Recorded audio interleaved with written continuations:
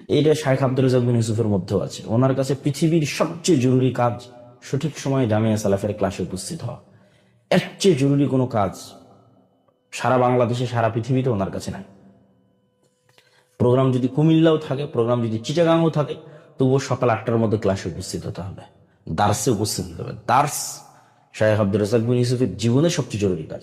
মানুষ মনে করে উনি হয়তো বক্তব্য দেয়, উনি হয়তো প্রতিষ্ঠান চালায়, প্রতিষ্ঠানের জন্য হয়তো দানের কথা বলেন, কিন্তু না, উনি পেশাগত দিক থেকে একজন প্রফেশনাল শিক্ষক এবং খুবই আপার লেভেলের শক্ত নিয়মানুবর্তী শিক্ষক, যে সকাল 8টার আগে প্রতিষ্ঠানে ঢুকতেই হবে। রেকর্ড যদি কারো থাকে যে নিয়মিত ঢুকেছে, তো ওনারই আছে।